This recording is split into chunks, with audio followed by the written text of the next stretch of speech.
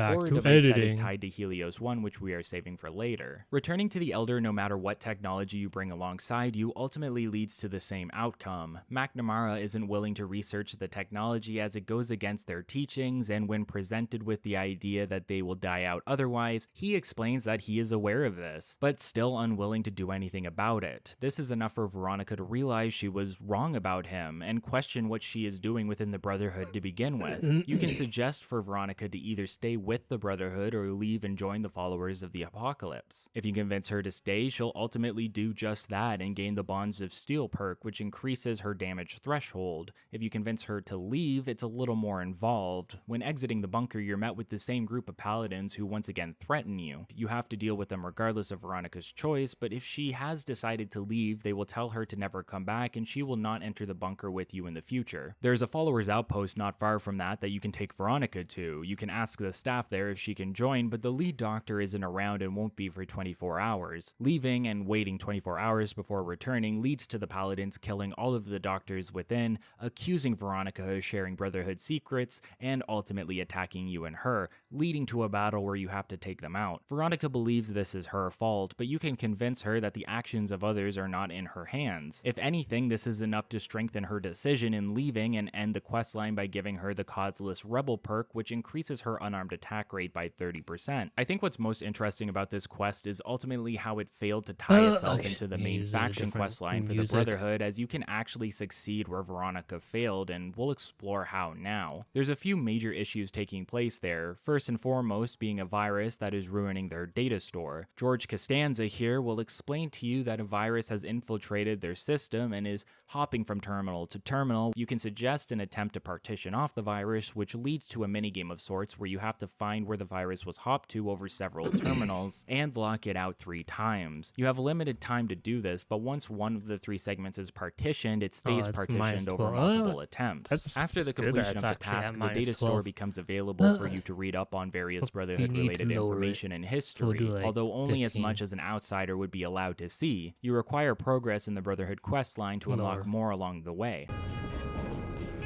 You're being watched, so don't get any ideas. There is no such thing as a coincidence. Elder McNamara has some tasks for you. Mainly, he's worried about 3 patrols he sent out into the waste that have yet to return. You can track the patrols, but only from outside the bunker, meaning an outsider such as yourself is generally the only means of making sure these members are okay. And if they're not, you are tasked with at least retrieving the data they collected. We actually already found one of these groups, as I mentioned earlier, within the RepCon headquarters, but there's 2 others. It should be pointed out that this quest is rather dynamic based on how you enter the bunker with Veronica.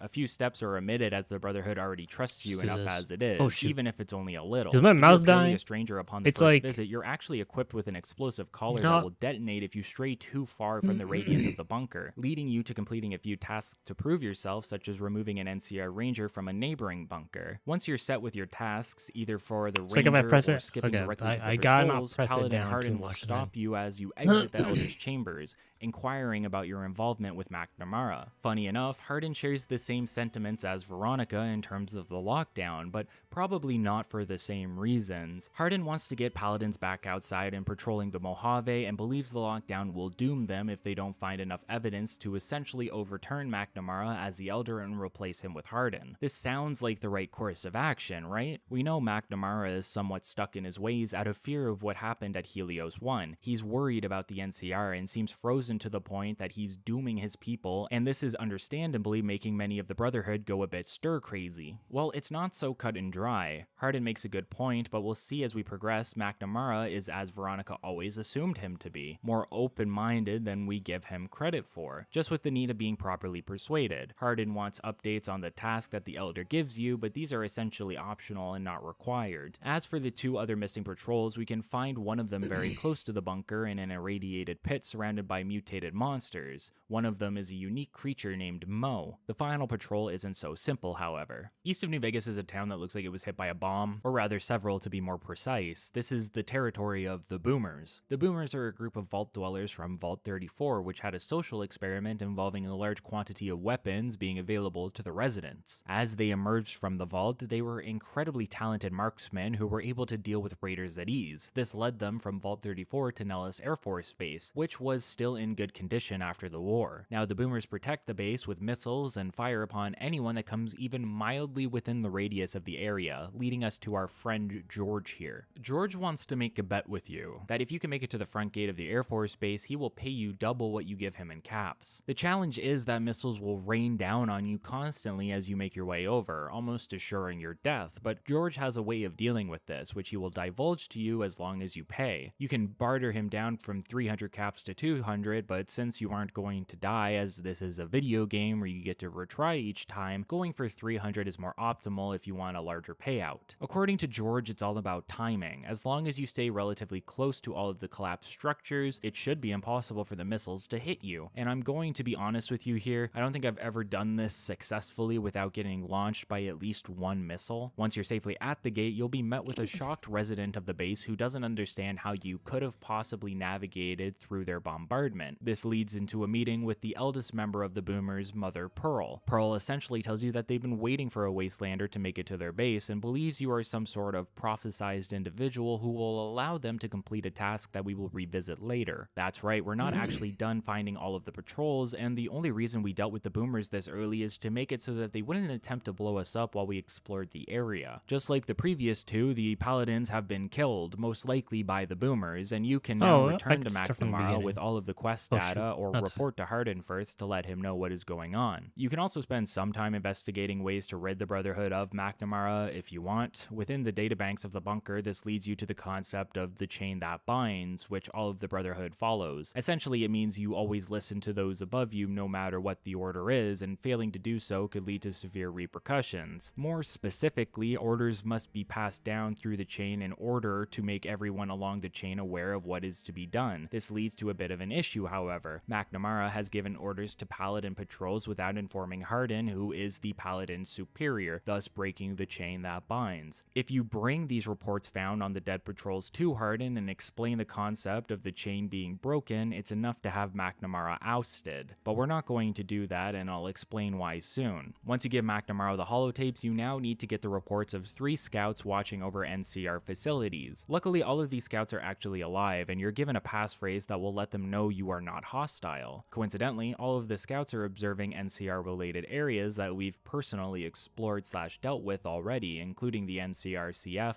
Nipton, and Nelson. For Nipton, the NCR seems to be doing nothing about the Legion terrorizing a town in the NCR's own backyard. For the NCRCF and Nelson, both were issues for the NCR until the intervention of a third party, in effect you, the courier. It's a very rewarding feeling having people within the game actually actively observe your contributions to the various locations in the Mojave, something Obsidian is particularly strong at conveying. You can return the reports to McNamara, which makes him realize that the NCR may not be as big of a threat as he perceived, and this is both true and not. The NCR are greatly stretched out, but there are a lot of them. A dedicated group of them could most likely outnumber and overpower those in the bunker. On the other hand, the Paladins do have old world tech and power armor on their side, which is a big benefit to them within the conflict. Additionally, the main reason the NCR were even able to take over Helios 1 is because it's one of the worst bases in terms of defending. Helios 1 is a very open, fenced off area with one small building in terms of cover. It is incredibly easy to have it surrounded and essentially besieged, giving the NCR much more leverage within their fight against the Brotherhood. But now McNamara is seeing the cracks. He's seeing that the NCR weren't the threat he thought they were initially. It was just the poor judgment of Father Elijah keeping them at Helios 1 that cost them so much in the end. There's one final set of tasks we need to complete for McNamara within the quest line. The filtration system wasn't designed to handle the heavy loads of sand created by the storm device and is slowly breaking down, meaning it will get to a point where oxygen will run out within the bunker. You're tasked with visiting several vaults around the Mojave in order to collect various parts that would lead to its repair. You can get a list of pieces by talking to Knight Lorenzo, and I need to point out that it's best to not even have Eddie in your party at this point if you haven't completed his quest yet, as Lorenzo gets to a point where he will only comment about Eddie and softlock you out of completing the current quest line until you remove him from your party. The first set of items we need have already been found within Vault 22. There's 6 HEPA filters for the filtration system, and you can see see how playthroughs can almost be optimized in a way due to their overlap with various locations. Vault 22 comes in handy for several quests, all of which need you to explore it, so getting it out of the way early helps speed up the process. Vault 3, on the other hand, is going to require a few visits to make the most use out of. Vault 3 is run by fiends, but it doesn't have to be a bloodbath.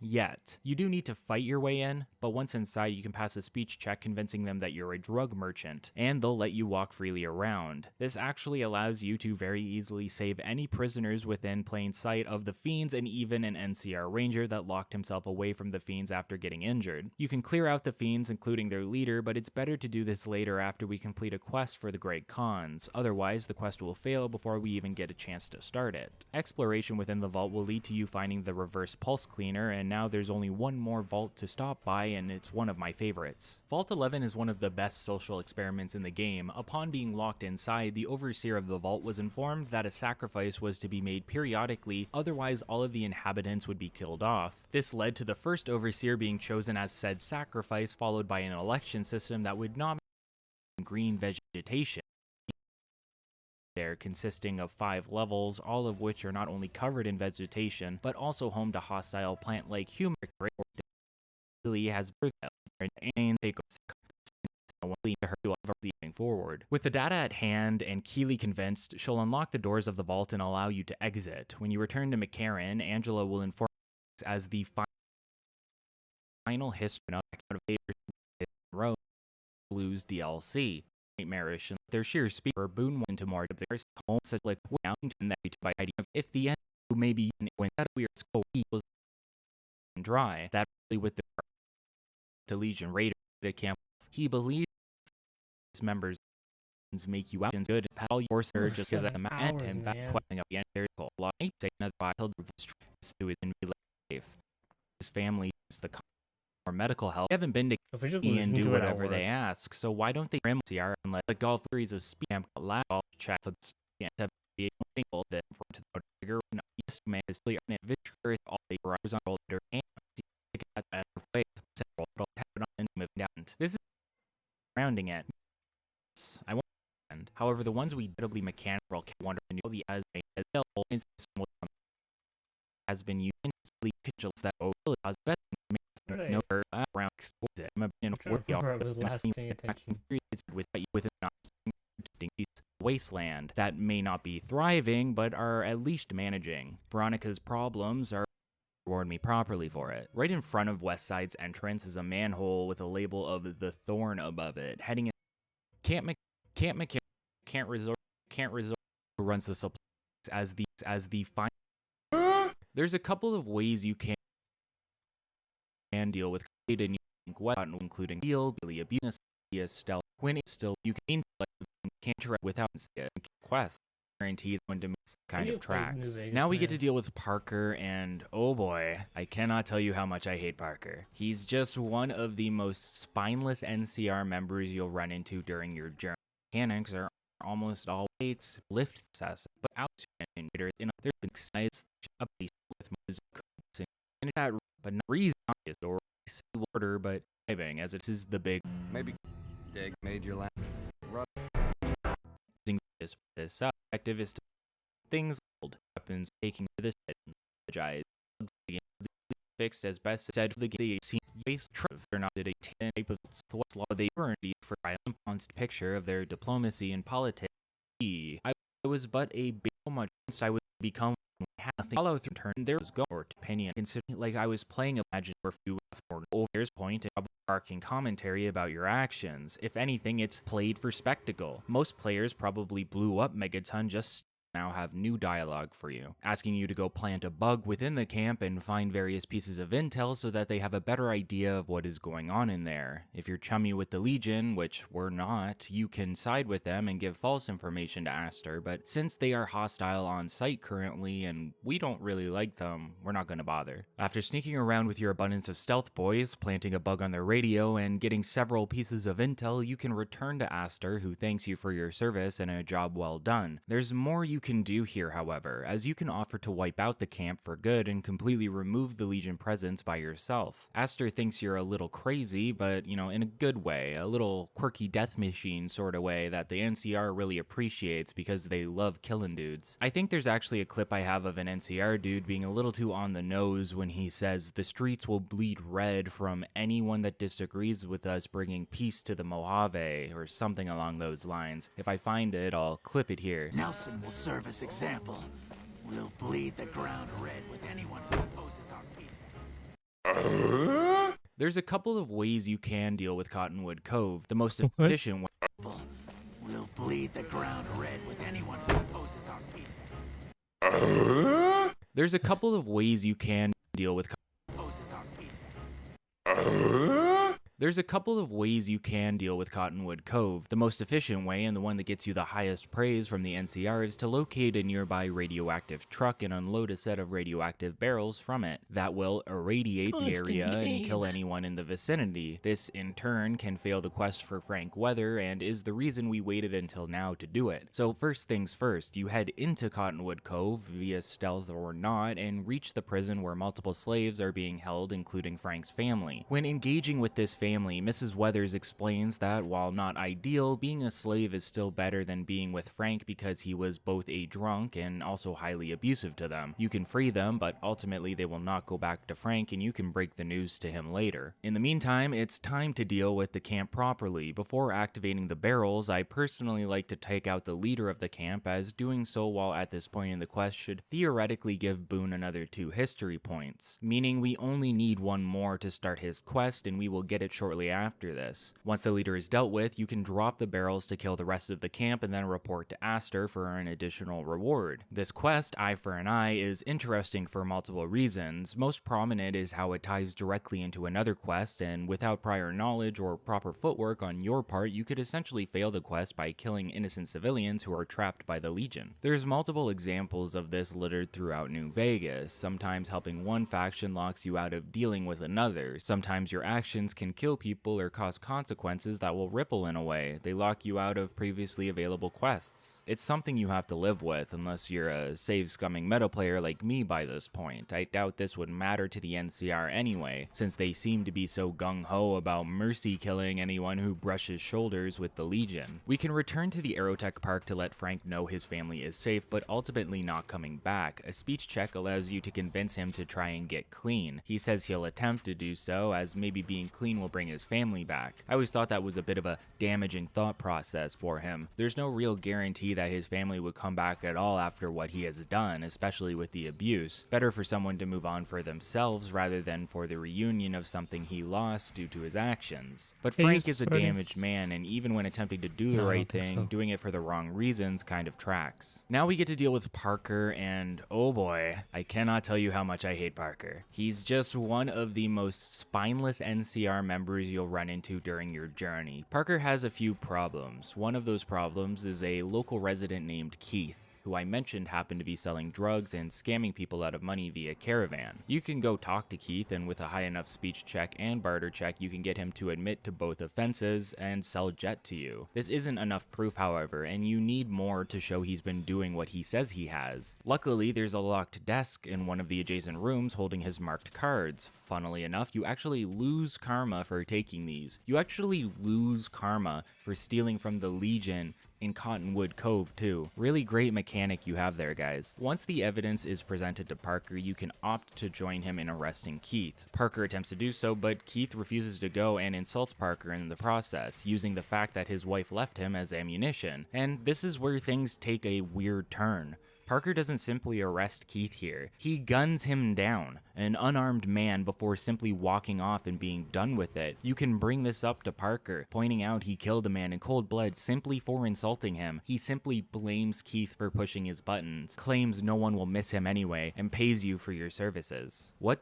the hell is going on with the NCR that is allowing this kind of conduct to happen? Genuine question. We've seen a lot of questionable things on their end, but killing someone in cold blood, someone you were to arrest, and there's unfortunately nothing for you to do do about it. Even if you could mention it to another NCR member, would anything be done? Probably not, and the questline ends here, so there's not much more to explore. Still, it's another look at the corruption that exists within the NCR. It seems anyone can join the NCR, and they don't do much to keep their ranks in check. We're not done helping Parker just yet, however. Despite his actions, there's still innocent people going missing, and we can choose to look into it for him, which we will do by beginning our journey along the outskirts of New Vegas towards the town known as Westside. On our way to Westside are a lot of attractions and sites that could stop us along our way, but there's two in particular I want to focus on. First of which is the Sunset Sarsaparilla factory, where the soda is made. Heading inside, we're greeted by a mechanical NPC known as Festus. Turns out the reason he has persisted all these years is because he wasn't human and just a programmed guide to offer history lessons on Sunset Sarsaparilla. If the player has 50 blue star caps, they can deliver them to Festus to receive the big prize/treasure for their endeavors. Unfortunately, the prize is simply the story of how Sunset Sarsaparilla came to be. It doesn't matter too much, but the synopsis is that the creator of the soda got the recipe from a random individual he met at a bar, and the story goes on to say that the stranger died soon after, so the owner made the soda in his honor. While I don't think it's confirmed anywhere, it's much more likely that the creator of the beverage simply killed the man who owned the recipe so he wouldn't have to pay him anything in order to use it, and then concocted a story around his death to feign innocence.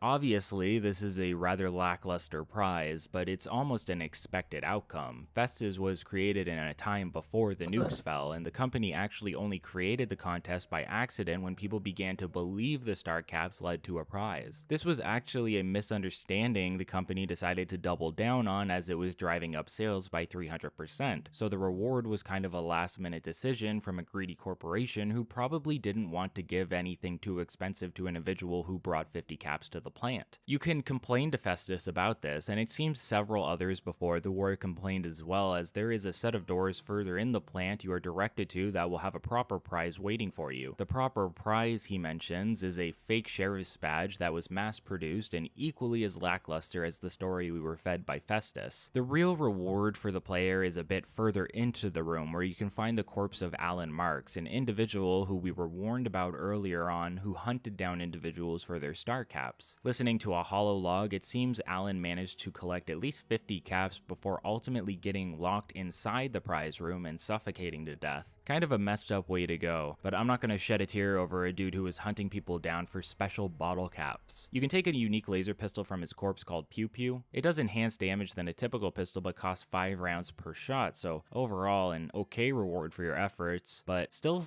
fairly lackluster for the amount of work you have to put in to get 50 caps. Think about how much soda you'd have to drink. If you're going to give me diabetes, at least reward me properly for it. Right in front of Westside's entrance is a manhole with a label of The Thorn above it. Heading inside introduces you to the Arena of New Vegas, where you can bet on individuals fighting against irradiated wildlife and monsters, anything from rad scorpions to death claws. You can even participate to earn some caps, but it's nothing crazy. The real reason for being here is a quest I'm not going to go into great detail about. The proprietor, Red Lucy, wants you to collect various eggs from around the wasteland of various monsters. Doing so ultimately nets you caps and EXP, but the actual final reward is the ability to sleep with Red Lucy. It's a weird reward to receive for completing tasks around the wasteland and ultimately is useless outside of giving you the well-rested perk temporarily. We'll periodically grab eggs for the Thorn as we progress through various other quests, but it's not particularly necessary to do so, nor is it incredibly relevant to the overall plot of New Vegas. Westside, on the other hand, gives us a glimpse of what living outside of Vegas is like, particularly a direct contrast of the high life within the New Vegas Strip and the lows of poverty and the difficulties that arise with it. This is something we'll see a lot. Westside has its issues, but it's managing as best it can. People around Westside, not so much. Even Freeside, which we'll see much later, is particularly worse in comparison to the Strip, but overall much better when compared to other surrounding areas like Westside. The main point of interest within Westside is the Casa Madrid apartments, and in front of them is a super mutant named Mean Son of a Bitch. Mean lives within Westside doing various jobs, but mainly he deters raids by killing any fiends who wander into the town. The apartment proper is run by a man named Marco. Marco houses the rooms out to anyone, but it's the prostitutes pimped by Pretty Sarah that truly make the apartments well known throughout the wastes. There's a few other residents, including Tom Anderson of the Followers of the Apocalypse, who we will talk to later for Veronica's questline, is one of the optional triggers to begin it. More importantly, Dermont and St. James live here, known around the area as simply scavengers. However, some investigating around the rooms within the apartment building reveal a ledger that details how the two have been kidnapping families and selling off their children, developing a routine to the point that they kill the parents along the way and only sell the kids. You can report to Parker with the evidence in hand in order to complete the quest, but you can also optionally confront the two men over their deeds, which turns them hostile. Killing them doesn't actually turn anyone else in the city hostile, though a few residents will complain that they're dead, in particular Marco, who is out to paying tenants. While Aerotech Park has been mostly taken care of, this is far from your last run-in with the NCR. While I mentioned it previously, it seems timely to remind you how the game structures itself. While you can interact and help the Legion along the travels, the progression of the game feels naturally inclined to provide more opportunities for you to interact with the NCR. They're stationed at Primm, the Mojave Outpost, Helios 1, and many other locations that are on your way throughout your journey, so it makes sense that you're going to be helping them and aggravating the Legion through natural progression mechanics within New Vegas, unless you make a conscious effort to not do so. And while New Vegas is still an open-ended experience, it'd be disingenuous to say it's not a guiding hand within some capacity. Many trails are designed to have you stop by key points that frame a narrative for your character and their progression and influence throughout the Mojave. You can bypass a lot of this, but it makes progression through the game harder than it would normally be. They give you the option, but punish you for taking it. Examples being the Deathclaw route earlier in the retrospective. Trails and routes are very deliberate as well, to the point that trying to bypass the mechanics of the game by using the mountainside, similar to Oblivion, is near impossible due to invisible walls that prevent you from doing this. New Vegas wants to give you a choice, but they also want to push you in the right direction so you see as much as possible within the story beats that make sense. But this also means you're more likely as a general player to be pushed towards the NCR, which the game likes to comment on fairly often. You see the best and the worst of the NCR through your journey, and it ultimately culminates within the endgame questlines within the strip. Seeking out the Legion isn't necessarily easy. You don't actually get an invitation to meet with them until you deal with Benny, and even when you can help them, you're more likely to run into the NCR first, such as when we approached Nelson. The game wants you, at least on your first playthrough, to see as much of the NCR as possible, and this is most prevalent within Camp McCarran, an NCR-controlled airstrip base where you'll be spending a large amount of your time. Camp McCarran is realistically falling apart at the seams, something that seems to be a trend with the NCR. No matter where you go, the NCR's morale is low, and logistics or the Legion themselves are effectively dismantling them until your intervention. It's the same here. Plenty of issues around McCarran that you can involve yourself in to make the base an overall better place. Major Daughtry is one of the first NCR members you can run into, and he tasks you with taking out 3 fiends who have been terrorizing the area. In fact, it's not the Legion at all that's a problem around New Vegas, but raiders like the fiends that are stirring up trouble nearby. The fiends are drug addicts turned merciless raiders. They look to push territory and buy more and more drugs to keep their habit maintained. The 3 fiends you are asked to take out are Violet, Cook, and Driver Nephi. Each of them are considered leaders within the fiends and unique within their own way. Violet, for example, has a pack of dogs she keeps close to her, one you can kill to take the brain of for use later. Don't ask me why yet, it'll make sense. Taking out 2 of the fiend leaders is enough for Daughtry to send out the first recon sniper squad from Camp McCarran to Camp Forlorn Hope, where we've already been. They can help you by offering advice when hunting the fiends, but it's ultimately unnecessary. We do want to interact with them at least somewhat before leaving, however, as there's a quest to convince one of the members, Corporal Betsy, to consider therapy for trauma she experienced at the hands of Cook. I won't go into detail as to what happened to her, but the quest is an interesting one for the major reason of allowing progressive thought to be narrated in regards to mental therapy. In particular, the player can convince Betsy to seek help by explaining how a mental wound is similar to a physical one and requires professional help and support in order to heal. Obviously, there's more to it than that. Mental health is something many struggle with and may even feel makes them weak, where a physical injury may not. People don't always take mental trauma seriously, and it's only been in recent years that we've seen a true popularization and normalization of therapy through means such as psychologists, for even individuals that may consider themselves mentally healthy. This is something I always found New Vegas particularly good at, expressing progressive values around some time when it wasn't particularly popular to do so. This game came out in 2010. This was 4 years before the events of the Gamergate movement/harassment campaign that everyone online was swept up into, whether they liked it or not. The concepts of progressiveness and feminist critique critique were considered to be encroaching on what was considered to be a boys' club for many, and this was attacked under the guise of ethical conduct within games journalism. Ultimately, it culminated in an explosion of long-running social attacks and harassment from #gamers against various women who were visible within the video game media scene. The reason I even bring this up is because I remember seeing many problematic individuals point to New Vegas as progressivism done right, but for the wrong reasons. Many of these individuals would often complain about in-your-face representation of marginalized groups. It was considered annoying, offensive, and disingenuous to them when any form of marginalized individual was featured in a game or any piece of media really that was more than just a passing reference. People would often point to one of your companions, Arcade Gannon, who mentions offhand how he is homosexual but doesn't make a big deal out of it. It made these individuals uncomfortable to be faced with the idea that marginalized groups of people could be front and center within the media that they consume, and the fact that their marginalization affects them and should or could be brought up within said media, and this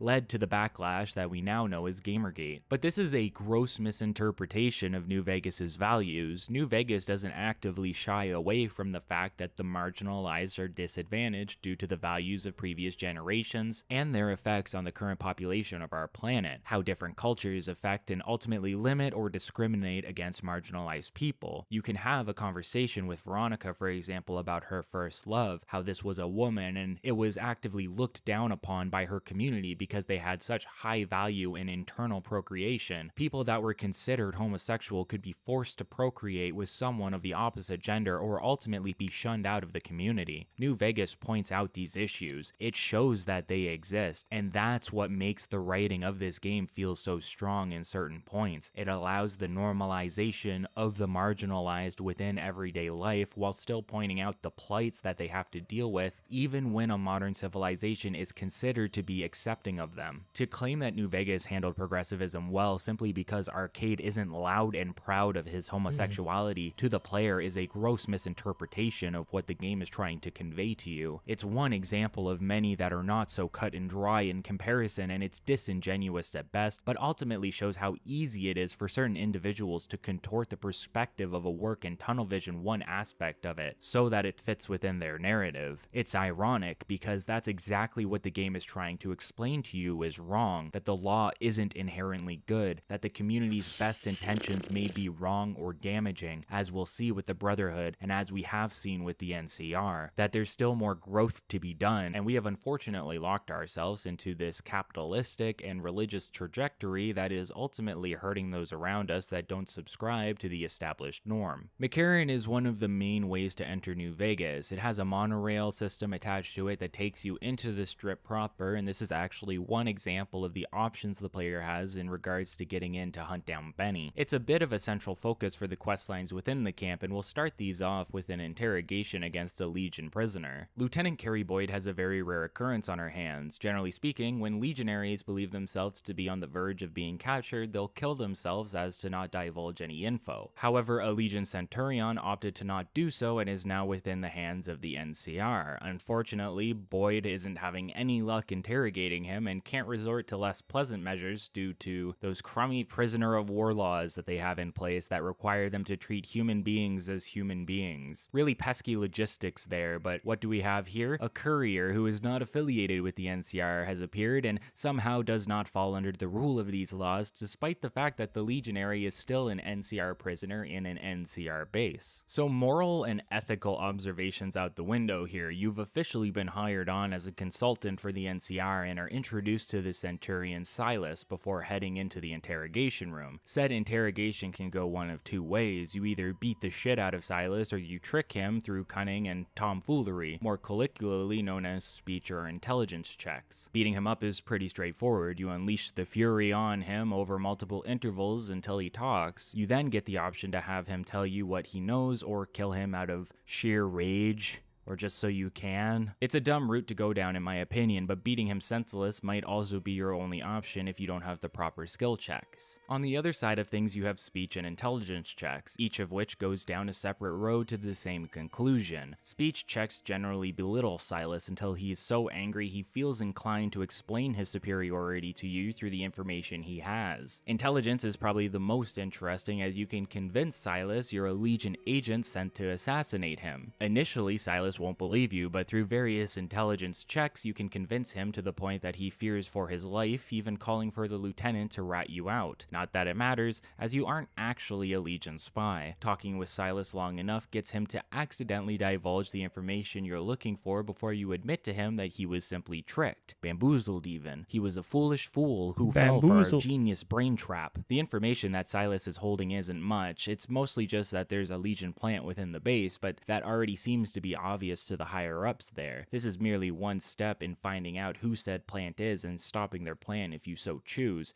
And you do. Because I do, and I need to show all of you what's happening so we can talk about it. There's a few small things you can do during this period. One individual who runs the supply shack is selling supplies on the side, and a particular trooper is requesting you get her husband's corpse back from the fiends, so he can be properly buried, which leads to this segment, since the devs probably didn't have the time to program in a proper animation for picking up a body. What we're most interested in is what Colonel James Shue has for us within the camp itself. Someone is getting the word out of patrol routes for the NCR, allowing the Legion to attack and put pressure on NCR forces around New Vegas. If you completed the interrogation by this point, you already know this, but you can offer to look into it, and Shue directs you to Captain Curtis, who is actively working on the investigation himself. There's a few people you can talk to about suspicious activity, but the main individual who actually knows anything is Boyd, who will inform you of someone accessing a nearby control tower late at night for what she assumes is a romantic rendezvous between two troopers. Issue is, they aren't breaking in, meaning it has to be someone higher up who has the access. Boyd can give you access to investigate, and since the rendezvous are happening late at night, you can perch yourself behind some aircrafts and wait until midnight. Waiting a little bit earlier will let you see Captain Curtis, the lead investigator on the case, walk into the tower by himself. Sneaking into the tower allows you to overhear a discussion with Curtis and an unknown legionary. The main takeaway from the conversation is that the monorail I mentioned earlier has been rigged with a bomb and is set to blow within a few minutes, and it really will blow up if you aren't quick enough to defuse it. You can either sneak out without Curtis noticing you, or engage with him, which will have him turn hostile. I believe you need to wait for him to attack you, otherwise you can turn various NCR NPCs around the area hostile, a bug/limitation that is ever present within Fallout 3 and New Vegas. If the player can run to the monorail within enough time, head inside of it and locate the bomb within the air vent, then pass either an explosives or science check, they can save it. Otherwise, the monorail will blow up and make it inoperable. This quest actually has a complete opposite side to it if you are working for the Legion and still on decent terms with the NCR, either through fame or by wearing their uniform. In this retelling, you confront Curtis and inform him you know who he is and that you are an ally with the Legion. You then plant the bomb yourself while framing another NCR member, guaranteeing that the monorail will be destroyed. The quest is, in a way, another look at how far the Legion has infiltrated not only the Mojave but the NCR themselves. Curtis wasn't some new recruit, but an established member of the NCR, a captain with a history. If he was Legion, it means any others could be, and lays out an air of suspicion on the entirety of the individuals around any NCR base. These are dangerous times for the NCR and the Mojave in general. Legion aren't just a band of savages. Well, they are, but they aren't just that. They have an active spy network and highly intelligent soldiers who have the ability and dedication to not only dedicate their lives behind enemy lines, but actively kill themselves to prevent the NCR from having any tactical advantage. They are highly dangerous through both dedication and ability, and if not for your intervention specifically,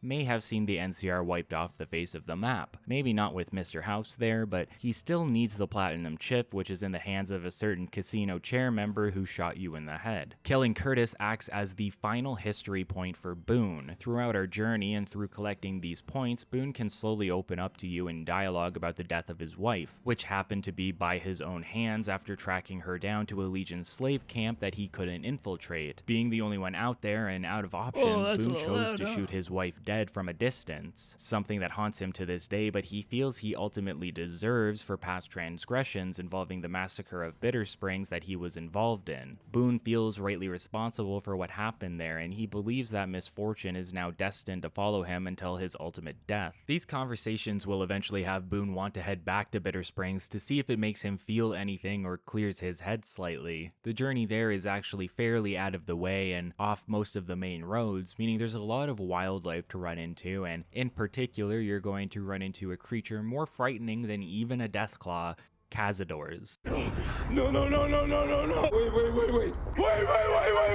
Cazadors are a mutated insect created by Dr. Boris within the Big Mountain Crater, the central location of the Old World Blues DLC. They are fast, erratic, and incredibly poisonous, making dealing with them particularly nightmarish in large groups. As you level up, they become overall less intimidating from a mechanical sense, but their sheer speed is incredibly terrifying even when compared to Deathclaws. Once you arrive at Bitter Springs proper, Boone wants to have a look around. He mentions a nearby ridge he was holed up during the conflict, where he goes into more detail about the events that took place. Bitter Springs was thought to be a base of operations for the raiding tribe the Grey Khans, who had been attacking a nearby settlement. Due to the connections of one of the settlers, the NCR sent everything they had from Camp Golf over to Bitter Springs, thinking they'd be entering into a large conflict with the Khans. This wasn't the case, however, as Bitter Springs was more a home for Grey Khan non-combatants than a gang hideout, meaning there were plenty of civilians such as children and elderly living there at the time. NCR soldiers engaged in conflict with the Khans after being spotted, ultimately pushing the civilians out the south end of the camp, where Boone and his spotter were stationed. As women, children, and the elderly began pouring out, they radioed in to confirm their orders, only for their major to freeze at the news, leading to a miscommunication that ultimately ordered the first recon to take out anyone and everyone that came out of the camp, resulting in the Bitter Springs massacre. After Boone tells this story to you, you can respond in one of several ways. One of these responses can console Boone by telling him he was simply following orders, a rather damaging and problematic ideology that suggests soldiers cannot question the instructions of their superiors. The chain of command must be upheld until told otherwise by someone even higher up the food chain. If the NCR are simply following orders, no matter how misinformed those orders are, how are the individuals within the NCR any different than those of the Legion? The Legion has an evil leader and engages in evil actions, but the individuals within the NCR aren't innocent either. We just saw Parker kill a man in cold blood for talking back to him. Who's to say how many soldiers are going unchecked, and not just soldiers but higher ups, who may be using their power to impose their will no matter how questionable it may be. To follow orders then is to be complicit.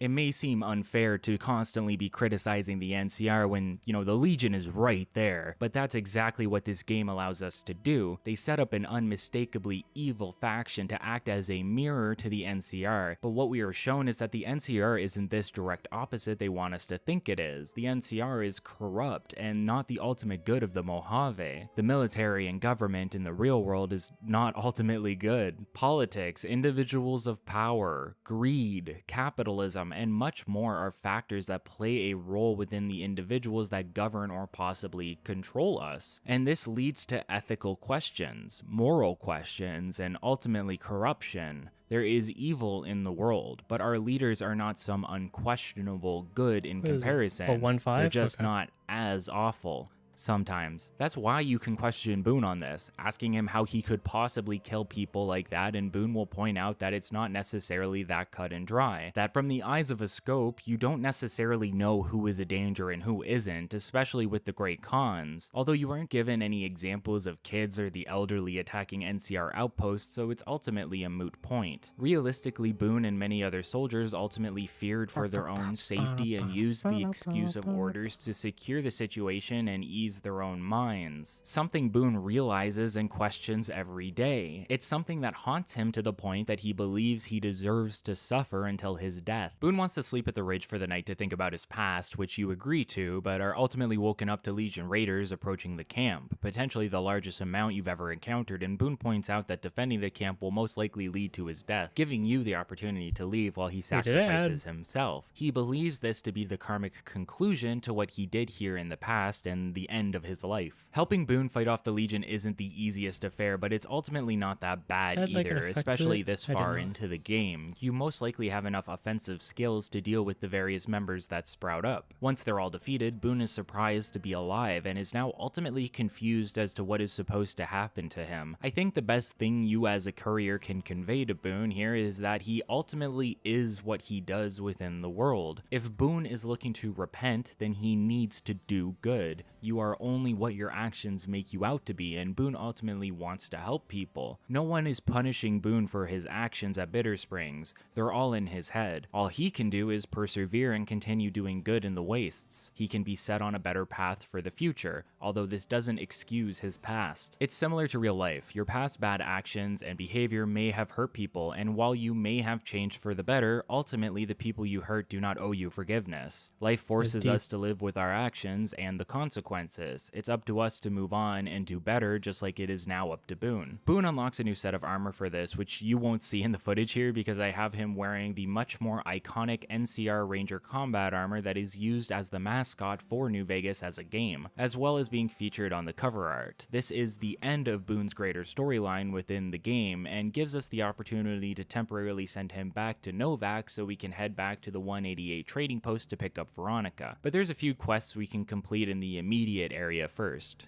Bitter Springs Lake Camp McCarran is falling apart. It's a refugee camp once run by the Great Khans, but taken with extreme force by the NCR, as Whoa. we've just seen and heard. As we The heck know, just the happened to NCR my are audio? Why did spread it thin just as it die is, for meaning a there's sec? little to no troops to help out around Bitter Springs, and they're running out of supplies, including medical. The doctor, Lieutenant Markland, is also ill-equipped to deal with the psychological trauma a lot of the children around the camp have been experiencing. To top it all off, an individual has been sniping the refugees and stealing supplies every night, so there's a lot going on here to say the least, but it doesn't take very long to deal with. Starting with the supplies and sniper, these are another two birds one stone situation, as the individual mentioned lives within one of the 3 nearby supply caves we will be visiting. For the most part, the caves are uneventful. It's not until the 3rd farthest cave from the camp that we run into a lone Great Khan, Oscar Velasco. Oscar is a Khan out for revenge. Rather than moving with the rest of his tribe to Red Rock Canyon, he opted to stay behind and periodically attack the NCR Okay. and the refugees after what they did to the Oh, Khans it has a during the blur. Bitter Springs massacre. Oh, no, the After blur was passing a added speech because of check the of adjustment 50, layer. where Okay, I you can remember. mention that it's not the fault of the remember. refugees in terms of what happened to his people, Oscar will ask what he's Oh, yeah, supposed to do. you You have have just 2 options at this point. You drop can shadow on convince him that. to go attack the How to people work on actually here. responsible at Camp McCarran, or to finally let this go and move to Red Rock Recordings. Canyon to be with his people. Sending him to McCarran will undoubtedly get him killed, so it's best to send him back to his people to hopefully lead a more peaceful life.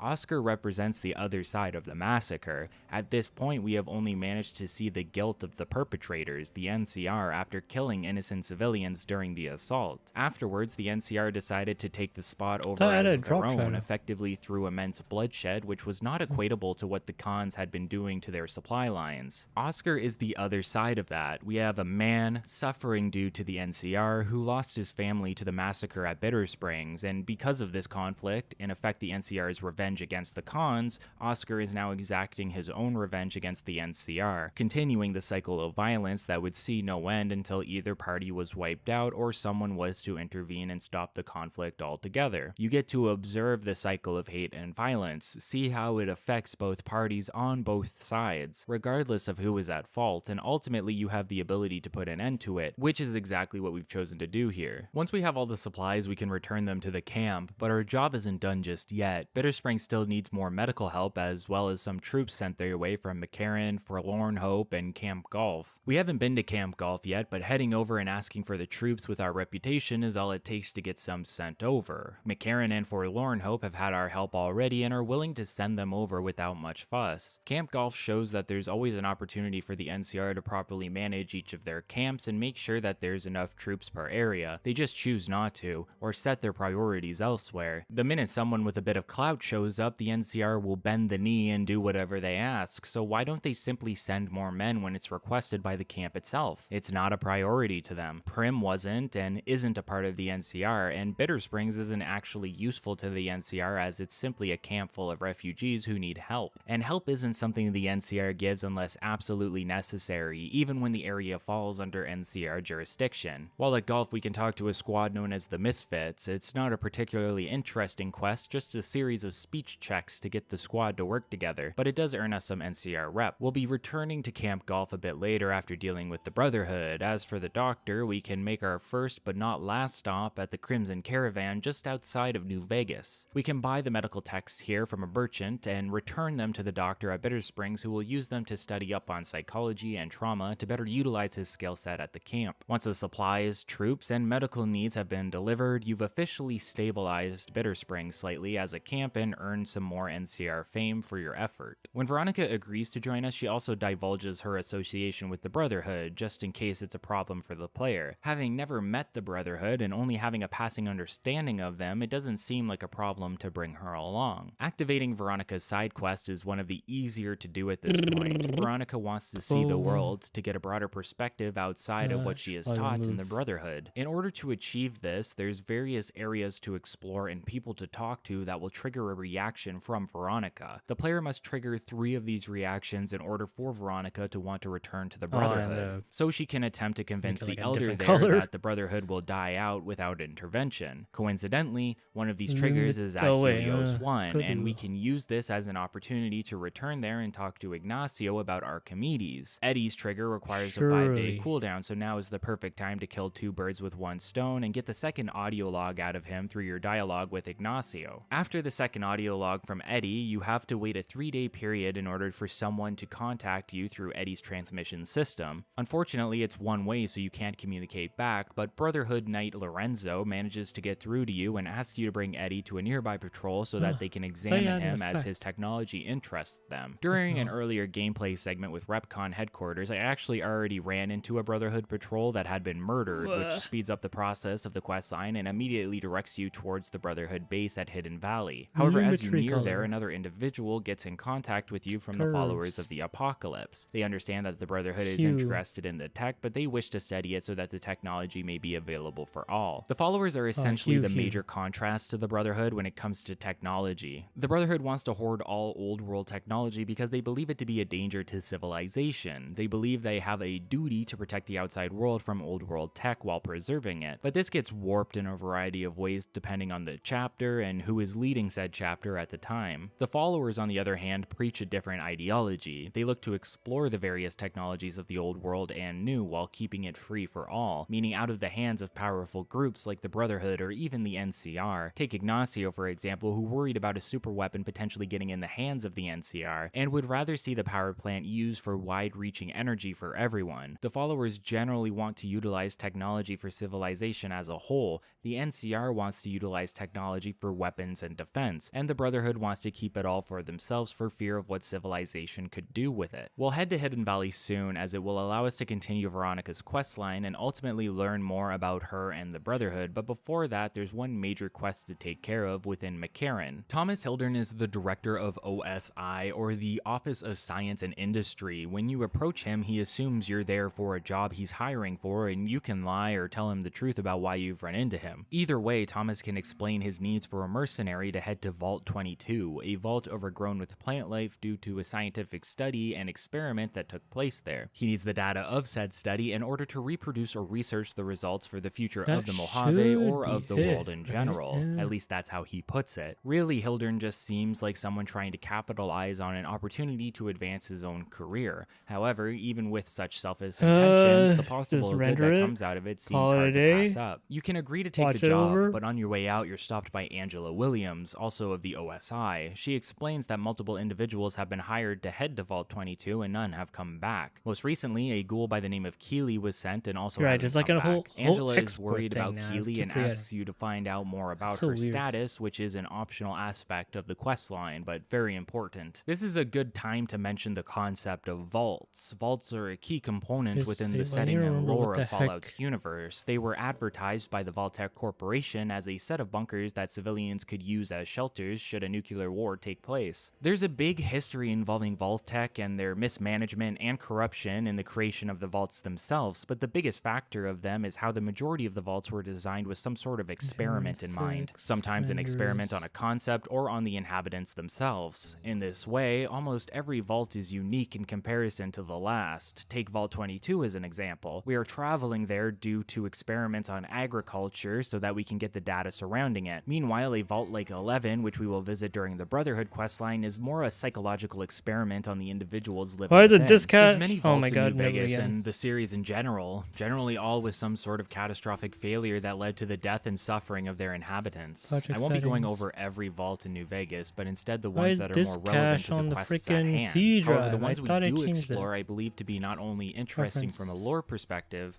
but sometimes incredibly mechanically interesting as well. Approaching Vault 22 is a bit imposing. the For one, you have to make C your way drive. Why through is several the C cazadors drive? again, only to be met with a cliffside covered in green vegetation. Typically, this would be a wonderful sight to see. Even Fallout 3 had a similar area where life was once again thriving in the nuclear wasteland. New Vegas likes to use environmental storytelling this way to convey how the actions of an area have affected its surroundings. Sometimes these are creative ways, such as the grass leading up to Vault 22, with several orchid mantises attacking you on your way in. Sometimes it's more on the nose, like within the same area having a sign that says "Stay out, the plants kill." It's hit or miss depending on the location. Still, I think Vault 22 is one of the more unique vaults out there, consisting of 5 levels, all of which are not only covered in vegetation, but also home to hostile plant-like humanoids that come out of the vegetation to attack you. Players can make their way down the vault via the staircase or bypass the majority of the location by repairing the elevator. For the sake of exploration, we'll take the stairs, although I fixed the elevator anyway for use later. The data you're looking for is on level 5, the deepest point of the vault, and getting there the normal way is no small feat, as you'll have to work through countless enemies on the way there. The bottom level, pest control, is blocked off via the staircase as well. The only way through is via a cave tunnel that connects to the lower levels, and the only way to get through there is with an ID card you find in the living quarters. While exploring all of the facilities of Vault 22, you can find various terminals that Keely has been using to keep observations of the surroundings. In fact, once we have the data, you can head further into the tunnels attached to the vault to find an incredibly open cavern full of hostiles. From orchid mantises to giant Venus flytraps. Once dealt with, you can find Keely in an indent off to the side of the cavern. She'll remark on how it took us long enough to get there, and you can explain to her that you were sent there by Hildern, but were only asked to look for Keely thanks to Angela, which she is appreciative of. Keely heads back to the upper levels of the vault, where Sent she to Media explains Encoder. that spores are being produced which are poisonous to humans, and if they don't stop them, they will take over the Mojave. is- Her plan is to What gas else is the using source my and ignite them in order to cache? clear the facility. The only issue is that this needs to be done at the source, meaning you need to go down there to cause an explosion that will ignite the entire level of the Bruh. vault while also surviving. The best Stop way to do using this, that. in my opinion, is to throw a grenade near the vent that is producing the gas and quickly close a nearby door to prevent the blast from reaching you. Unfortunately, your companions may not make it in time, leading to them comically going unconscious temporarily. Once successful, you can return to Keely, who mentions she will delete the data on the computer in order to make sure no one can cause this situation to happen again. However, since we have taken the data already, Keely notices that it has been accessed very recently and questions you on the subject. You can lie to her, but ultimately telling her the truth is generally the best option in my opinion. Initially, she will ask you for the data, which you can refuse and have lead to some hostilities, but a science check of around 70 will allow you to convince her that the failures Oh, I of can this put the volume up experiment now are as and listen useful to as it. the experiment themselves and will allow scientists to make sure that they don't produce the same mistakes moving forward. With the data at hand and Keely convinced, she'll unlock the doors of the vault and allow you to exit. When you return to McCarran, Angela will inform you that Keely called Hildern and laid into him about the dangers of the vault and his own incompetence. You can then deliver the data to Hildern in order to complete the quest while warning him of its dangers, to which he ironically says, "We're the government.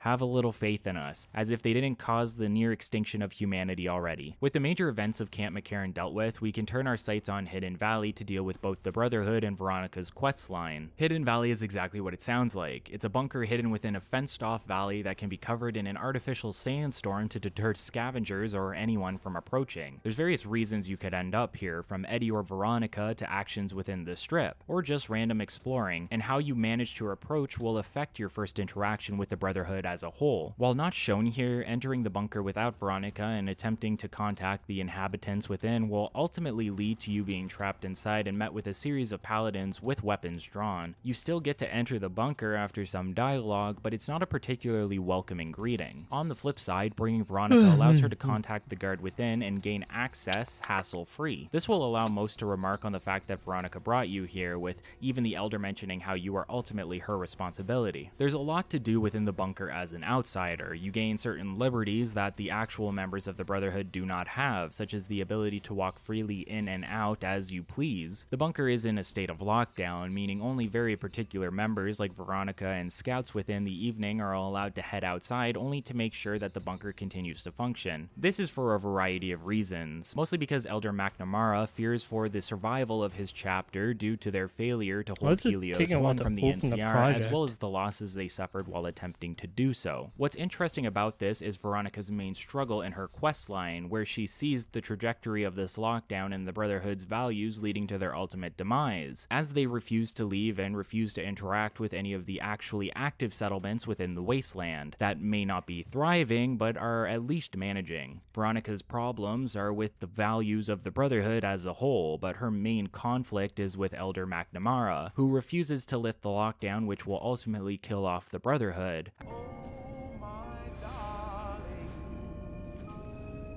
Yeah? After an initial visit, Veronica tries to convince him to change their ways, which he ultimately shuts her down on. Still, Veronica feels McNamara's heart is in the right place and may ultimately need convincing to show the potential of them opening their doors. This is where Elder Elijah comes in. Elijah ran the chapter before McNamara in Helios 1. McNamara only took over after Elijah disappeared and the Brotherhood ultimately had to retreat from the NCR. Elijah was different from your typical Brotherhood elder. His interest in old world tech wasn't in its procurement and preservation, but instead in the function of old world weapons specifically, to the point that he was obsessed with Helios 1's potential. I know we haven't actually seen the potential firsthand yet, but we will get to it, I assure you. Elijah is a man with a mission, one that tends to ruin him mentally as he hyper-focuses on finding ultimate power within the Mojave Wasteland. This ultimately culminates in a meeting with him in the game's first DLC, Dead Money, and your interaction with him sheds a better light on his ideology, his mental state, and his relationship with Veronica after the fact. The reason I even bring him up at this time is because Veronica was very close to Elijah, to the point she knows of a secret shack where they can find his research on various advanced technologies across the Mojave Wasteland. As you exit the audience chamber, you're met with a set of paladin zealots who don't like that Veronica is both questioning the Elder and seems to be actively trying to persuade him to turn from the teachings of the Brotherhood. They ultimately leave you alone for the time, but not without threatening you should you continue on your path with Veronica. One of these involves the vegetation technology we found in Vault 22, meaning we already have the ability to continue the questline and present the technology to McNamara, making a plea for him based on the advantages of making the Brotherhood self-sufficient so they don't die out. Other technology you could find include a pulse gun that deals additional damage to robots and power armor, or a device that is tied to Helios 1, which we are saving for later. Returning to the Elder no matter what technology you bring alongside you ultimately leads to the same outcome. McNamara isn't willing to research the technology as it goes against their teachings, and when presented with the idea that they will die out otherwise, he explains that he is aware of this, but still unwilling to do anything about it. This is enough for Veronica to realize she was wrong about him and question what she is doing within the Brotherhood to begin with. You can suggest for Veronica to either stay with the Brotherhood or leave and join the followers of the Apocalypse. If you convince her to stay, she'll ultimately do just that and gain the Bonds of Steel perk, which increases her damage threshold. If you convince her to leave, it's a little more involved. When exiting the bunker, you're met with the same group of paladins who once again threaten you. You have to deal with them regardless of Veronica's choice, but if she has decided to leave, they will tell her to never come back and she will not enter the bunker with you in the future. There's a followers outpost not far from that you can take Veronica to. You can ask the staff there if she can join, but the lead doctor isn't around and won't be for 24 hours. Leaving and waiting 24 hours before returning leads to the paladins killing all of the doctors within,